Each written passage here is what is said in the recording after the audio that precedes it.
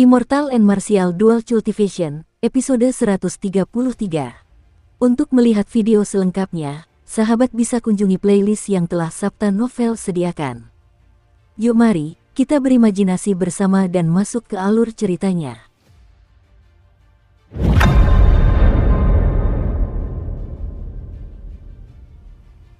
Duanmu King berkata dengan tenang, aku tidak berbohong padamu. Ini masih pinggiran hutan tinta. Aku tidak pernah menjamin bahwa tidak ada binatang iblis tingkat 7 di pinggirannya. Memang, Duanmu King hanya mengatakan bahwa bunga es mendalam berada di pinggiran hutan tinta. Dia tidak pernah menjamin bahwa tidak ada binatang iblis tingkat 7 di sana. Tidak ada kontradiksi dalam apa yang dia katakan, sehingga orang lain tidak punya alasan untuk membantah.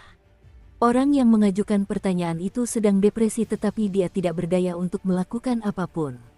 Ji Changkong berkata dengan acuh tak acuh, Duanmu King, katakan saja jenis binatang iblis apa itu dan seperti apa kemampuan bertarungnya. Dengan jumlah kita yang begitu banyak, kita seharusnya memiliki peluang yang cukup bagus untuk menang melawan binatang iblis tingkat 7 biasa. Ketika Duanmu King mendengarnya, dia berkata, kalau begitu, aku akan mengatakannya langsung. Binatang iblis yang melindungi bunga es mendalam adalah binatang iblis tingkat 7 puncak, kepala api merah. Ia lebih kuat dari Raja Bela Diri tingkat menengah biasa. Klan Duanmu telah mengirim orang ke sini beberapa kali tetapi tidak pernah berhasil. Hua Yunfei mengerutkan kening dan berkata, jika memang begitu, apakah kau sudah melakukan persiapan untuk perjalanan ini?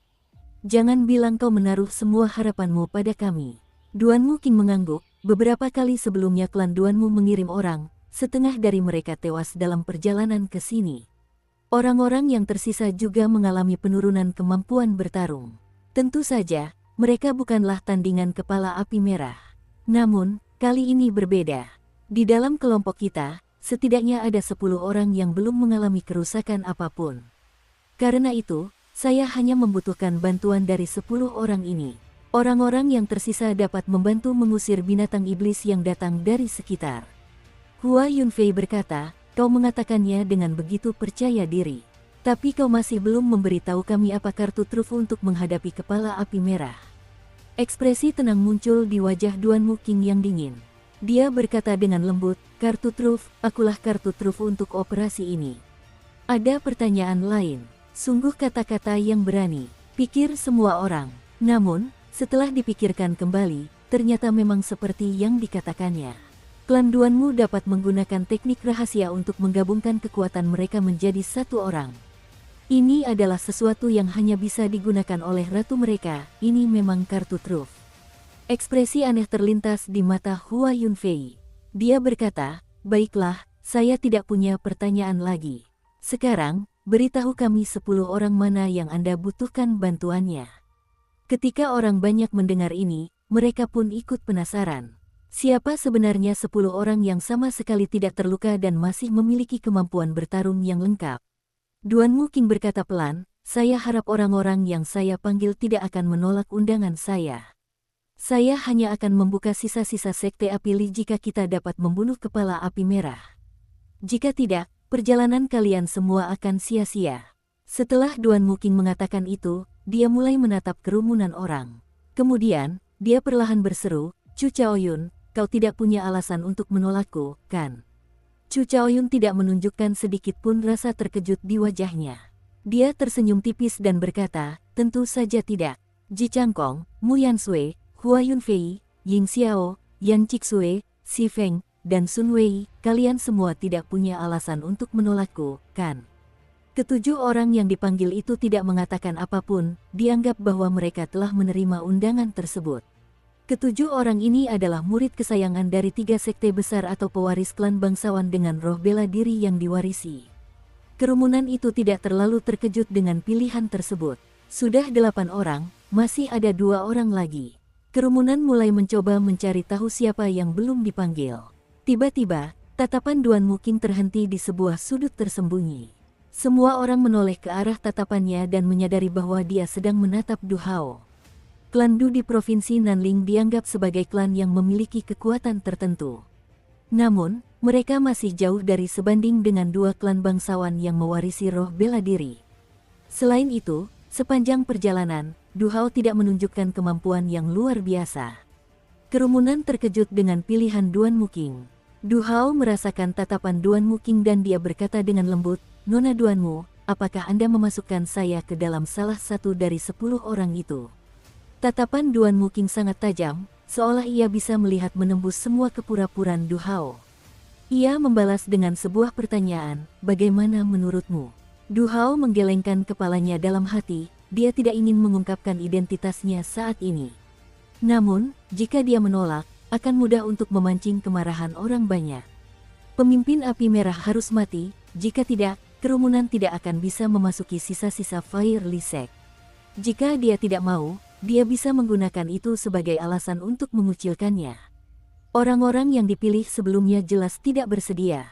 Namun, setelah mempertimbangkan pro dan kontra, mereka terpaksa setuju. Setelah memikirkannya, Du Hao hanya bisa menyetujui keputusan pihak lain. Karena Nona Duanmu sangat menghargai saya, maka saya akan melakukannya dengan berat hati. Dari 10 orang itu, hanya tersisa 1. Kerumunan itu sekali lagi menatap ke arah pandangan Duan Muking. Pandangannya tertuju pada Xiao Chen, yang berada di sudut ruangan. Xiao Chen tidak terkejut dengan hal ini. Tanpa perlu Duan Muking mengatakan apapun, dia langsung melangkah keluar. Tidak ada orang lain yang terkejut dengan terpilihnya Xiao Chen. Lagi pula, Sun Wei juga terpilih. Mengingat Xiao Chen dapat dengan mudah mengalahkan Sun Wei, pilihan ini mudah. Melihat ke-10 orang itu setuju, Duan Muking berkata kepada 50 orang yang tersisa, "Pisahkan diri menjadi kelompok-kelompok berlima, bentuk 10 kelompok dan sebarkan diri di area dalam radius 1000 meter. Pastikan saja binatang iblis tidak mendekati kita." Pengaturan seperti itu juga untuk mencegah orang-orang ini memanfaatkan kekacauan untuk merebut bunga es agung. Bunga es agung harus diperoleh, tidak boleh ada ruang untuk kesalahan. Meskipun ke-50 orang itu tidak mau, menghadapi binatang iblis lainnya lebih baik daripada binatang iblis tingkat 7, bahayanya lebih kecil. Selain itu, sisa-sisa sekte api Li belum dibuka. Untuk saat ini mereka hanya bisa menuruti instruksi Duan Muking. Setelah beberapa saat, setelah ke-50 orang itu pergi, Duan Muking berkata, "Ada bunga es mendalam yang tumbuh di gundukan di belakang pohon besar itu." Kepala api merah tidak pernah meninggalkan sekitar bunga es mendalam. Xiao Chen melihat ke arah yang ditunjuk Duan Muking. Pohon raksasa itu berjarak sekitar 1000 meter dari kelompok mereka. Batang pohon itu membutuhkan 5 orang yang saling berpegangan tangan untuk melingkarinya. Tingginya beberapa ratus meter, penuh dengan cabang dan dedaunan. Pohon yang menjulang tinggi itu memiliki akar yang melilit dan ruas-ruas yang saling terkait, sepenuhnya menghalangi pandangan mereka. "Coba kulihat jenis binatang iblis apa sebenarnya pemimpin api merah ini," teriak Hua Yunfei. Pedang merah di tangannya tiba-tiba memancarkan cahaya merah menyala. "So!" Ki pedang merah menyala yang tajam dan bergelombang melesat cepat ke arah pohon besar itu. Ki pedang merah menyala itu sangat tajam, dengan mudah mematahkan batang pohon. Gemuruh, pohon besar itu tumbang dengan keras ke tanah. Akhirnya semua orang bisa melihat seperti apa rupa kepala api merah. Makhluk itu sangat mirip dengan kera dari bumi. Ia berdiri tegak di tanah dan tingginya 8 meter. Ia memiliki bahu yang lebar dan sangat kekar. Otot-otot di dadanya menonjol, seperti gunung-gunung kecil yang besar. Makhluk itu ditutupi bulu hitam dan ada nyala api merah menyala di matanya. Hal yang paling aneh adalah ia memiliki pedang sepanjang 2 meter yang tergantung di bahunya. Ada sebuah bunga putih kristal yang anehnya bertengger di gundukan di belakang kepala api merah. Itu pasti bunga es yang mendalam. Pedang ki merah tua itu tidak kehilangan kekuatannya sedikit pun saat terus melesat maju dengan cepat. Ketika kepala api merah melihat pedang ki itu, sudut bibirnya melengkung ke atas, memperlihatkan seringai yang menyeramkan dan mengerikan. Pemimpin api merah menggunakan tangan kirinya untuk menghantamkan ki pedang itu dengan keras. Ki pedang yang sangat tajam ini segera tersebar dan berubah menjadi untaian cahaya merah sebelum menghilang begitu saja. Ekspresi Hua Yunfei sedikit berubah. Dia berkata dengan terkejut, "Memang sangat kuat. Satu tamparan darinya mampu menghancurkan ki pedangku yang berdarah. Aku penasaran seberapa dahsyat serangan kekuatan penuhnya." "Ayo!" teriak Duan Muking. Dia segera memimpin keempat kultivator klan Duan Mu maju. Anggota kelompok lainnya mengikuti Duan Muking dari belakang. 1000 meter hanyalah beberapa tarikan napas bagi Xiao Chen dan yang lainnya. Tak lama kemudian, mereka tiba di hadapan kepala api merah. Ketika mereka berdekatan, ke-10 orang itu dengan jelas merasakan aura dahsyat dari kepala api merah yang menerjang mereka. Namun, aura ini jauh dari bisa dibandingkan dengan aura Bing Hou. Meskipun semuanya terasa sedikit tekanan, hal itu tidak terlalu memengaruhi gerakan mereka. Teknik rahasia, pengumpulan es. Duan Muking mendengus dingin dan rambut hitamnya yang halus tiba-tiba berubah menjadi putih sepenuhnya. Wajahnya yang dingin dan anggun kehilangan ekspresi manusiawinya, membuatnya tampak sangat dingin dan tak berperasaan. Segala sesuatu yang dilihatnya diselimuti embun beku, bahkan udara sekalipun. Keempat wanita di belakang Duan Muking mentransfer esensi mereka ke Duan Muking dengan cepat. Dalam sekejap, aura Duan Muking memaksa mundur aura kepala api merah. Amukan es. Sejak awal, Duan Muking tidak menahan kekuatannya sedikit pun. Angin dingin tak terbatas menerpa kepala api merah. Saat angin dingin bertiup, suhu turun dengan cepat. Setelah beberapa saat, muncul banyak sekali ki dingin berwarna putih yang terlihat jelas di dalam angin. Energi dingin itu mulai berputar, berubah menjadi pusaran air raksasa. Kepala api merah berada di tengah pusaran air tersebut. Tubuhnya yang besar bergerak dengan susah payah. Namun, suhu di sekitarnya terlalu rendah. Selain itu, ada juga angin kencang. Kedua hal ini mengakibatkan kepala api merah tidak dapat keluar dari pusat pusaran air. Ekspresi Duan Muking berubah serius dan dia mengepalkan tinjunya. Ki dingin yang tak terbatas mulai berkumpul dan jatuh ke kepala api merah seperti bongkahan es. Setelah beberapa saat, bagian luar Scarlet Flame Chief tertutup es, berubah menjadi patung es raksasa. Semua orang merasa heran bahwa kepala api merah langsung dibekukan oleh Duan Muking. Tidak ada yang menyangka bahwa ia akan mati semudah itu. Markis Guyi, Ying Xiao, mengeluarkan pedang pembelah langit yang ada di punggungnya. Kemudian, dia melompat ke udara dan menebas kepala-kepala api merah. Kemanapun pedang itu melayang, muncul fluktuasi di udara. Sosok Markis Guyi menjadi kabur dalam pandangan semua orang. Markis Guyi menjadi seperti pantulan di air, bergelombang dan tidak stabil. Pedang pembelah langit memang benar-benar senjata suci yang sempurna, pikir Xiao Chen dalam hati. Dia pernah melihat adegan serupa dari drama Mu Cheng Sui, Kecantikan di Bawah Bulan. Tentu saja, dia tahu apa yang sedang terjadi. Dukung terus channel YouTube Sabta Novel. Saat dao dalam senjata suci digunakan, hukum langit dan bumi di area sekitarnya akan berubah. Ini akan membingungkan indera orang-orang, menyebabkan mereka kehilangan kelima indera mereka. Anda mungkin berpikir dia sangat jauh. Sebenarnya, dia tepat di depan Anda. Anda mungkin berpikir dia ada di depan Anda, tetapi tidak peduli berapa kali Anda menyerang, Anda tidak dapat menjangkaunya. Kakak, untaian api merah menyala perlahan muncul dari bawah kepala api merah. Es di atasnya mulai mencair dengan cepat. Dalam sekejap mata, ia kembali mampu bergerak. Guo, kepala api merah tertawa aneh. Lalu ia menghunus pedang besar yang dibawanya. Fluktuasi kabur serupa muncul di sekitarnya. Senjata di bahu kepala api merah itu ternyata juga merupakan senjata suci. Semua orang takjub, seekor binatang iblis yang membawa senjata besar saja sudah sangat aneh. Namun, senjata besar ini ternyata adalah senjata suci. Tatapan penuh hasrat terpancar di mata semua orang. Sun Wei tersenyum dingin, aku menginginkan senjata suci ini. Tak seorang pun boleh memperebutkannya denganku. Sun Wei menghunus pedangnya dan sebuah matahari muncul di belakangnya. Ketika cahaya matahari itu menyinari pedangnya, cahaya yang terpantul sangat menyilaukan. Ini adalah roh bela diri warisan klan matahari, jiwa kesepian matahari terbenam. Bunuh! Sun Wei berteriak, dia bahkan tidak menunggu hasil pertarungan Markis Guyi dan kepala api merah terungkap. Dia langsung melompat ke udara dan bergabung dalam pertempuran. Hukum alam yang diciptakan oleh kedua senjata suci saling bertabrakan. Seluruh ruang tampak bergoyang dengan cepat. Semua orang merasakan energi yang aneh. Saat perasaan itu mereda, tubuh mereka tanpa sadar telah bergeser beberapa ratus meter. Formasi mereka kini telah berantakan. Sebelum Sun Wei, yang berada di udara, sempat bereaksi, serangannya yang ditujukan untuk kepala api merah malah mengarah ke Chu Chaoyun. Untungnya, Chu Chaoyun telah menghindar terlebih dahulu. Jika tidak, jika Chu Chaoyun lengah, dia tidak akan berada dalam kondisi baik ketika serangan pedang yang diresapi dengan roh bela diri warisan itu mengenainya. Tak lama setelah senjata suci berbenturan, hukum spasial menjadi kacau. Untungnya, area pengaruhnya tidak besar. Jika benar para bijak yang menyerang, semua orang di sana mungkin telah dipindahkan sejauh 9.000 km. Tidak diketahui apakah mereka akan selamat dari itu. Kong Qiang, pedang pembelah langit milik Markis Guyi dan senjata besar kepala api merah tampak seperti telah melintasi ruang tak terbatas sebelum saling bertukar pukulan. Terdengar ledakan keras dan Markis Guyi terpental kembali ke udara seperti bola meriam. Bang, bang, bang. Markis Guyi menghantam banyak pohon saat terlempar lebih dari 500 meter ke belakang.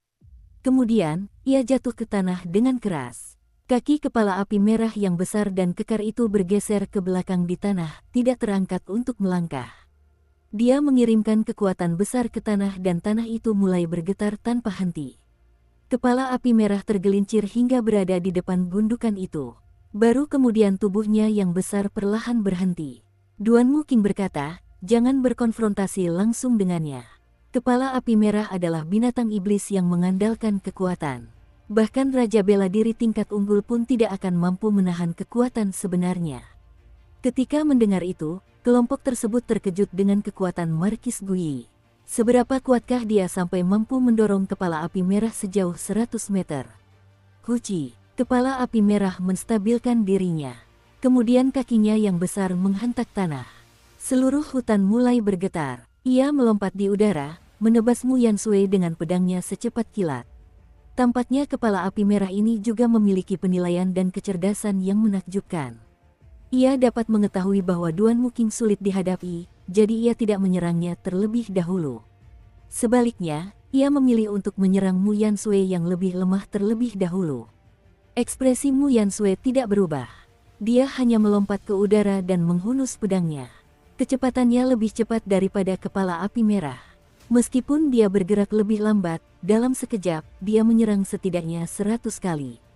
Sial, sial, sial. Saat pedang Mu Yansui menebas kepala api merah, terdengar suara logam. Serangannya tidak mampu menembus pertahanan lawannya. Tangan naga yang menangkap. Ketika Yan Cixue, pewaris klan Yan dari Provinsi Xie, melihat situasi tersebut, dia berteriak. Dia menggunakan teknik bela diri warisan klan Yan, membuat sebuah tangan hitam besar muncul entah dari mana. Tangan hitam raksasa itu mengepal dan mencengkeram tubuh besar kepala api merah dengan erat, tidak membiarkannya bergerak. Mu Yansui memanfaatkan momen ini. Seberkas cahaya pedang muncul dan dengan cepat menusuk mata kanan kepala api merah. Guo, guo, kepala api merah tertawa aneh lagi. Senyum yang sangat jahat terungkap di wajahnya. Dua aliran api mengamuk menyembur keluar dari mata merahnya. Kobaran api yang dahsyat menghabiskan sebagian besar oksigen di sekitarnya. Hal ini membuat semua orang kesulitan bernapas. Mu Yansui terkejut. Dia tidak menyangka kepala api merah akan melakukan tindakan seperti itu. Ekspresinya tiba-tiba berubah saat dia dengan cepat mundur. Namun, kedua kobaran api itu menyatu dan kecepatannya meningkat secara aneh. Tak lama kemudian, kecepatannya melampaui kecepatan Mu Yansui. Pada saat kritis, Duan Muking berteriak. Dia muncul di hadapan Mu Yansui, pakaian dan rambut putihnya berkibar. Ekspresi bangga muncul di wajah Duan Muking yang dingin. Ada sedikit jejak sikap anggun Bing Hou di sana. Dia mengulurkan telapak tangan kanannya ke depan dan angin dingin yang tak terbatas bertiup, suhu pun menurun. Api yang dilancarkan oleh kepala api merah langsung membeku. Duan Muking mengepalkan tangannya dan api yang membeku itu jatuh ke tanah dan hancur berkeping-keping.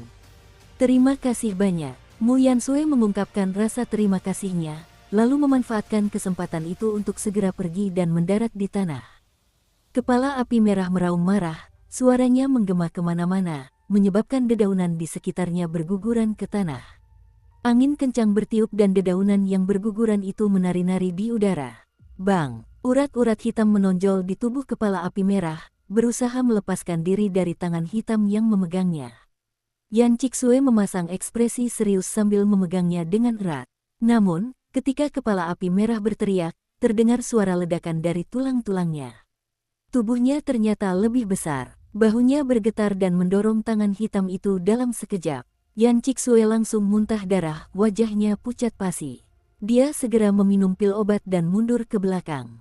Guo. Kepala api merah yang melepaskan diri dari belenggunya bagaikan kuda jantan liar yang melepaskan kendali. Kakinya bergerak cepat di tanah, setiap langkahnya menimbulkan getaran ringan.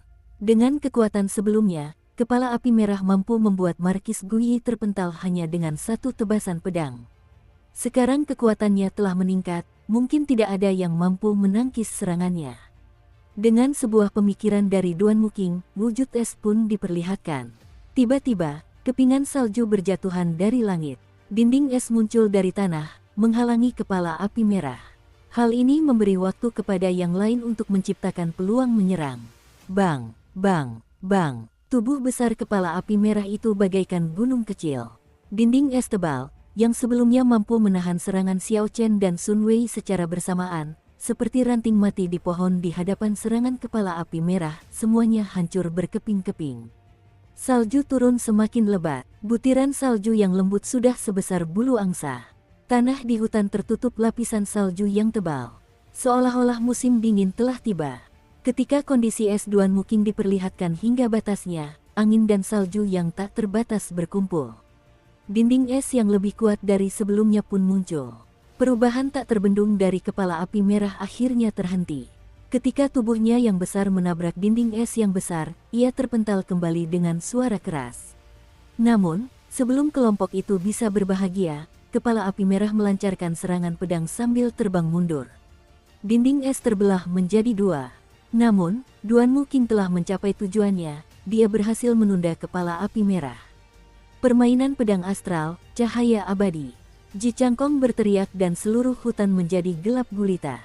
Bintang-bintang yang tak terhitung jumlahnya muncul di atas mereka, sebuah bintang yang mewakili dirinya di hamparan bintang yang tak terbatas tiba-tiba bersinar terang.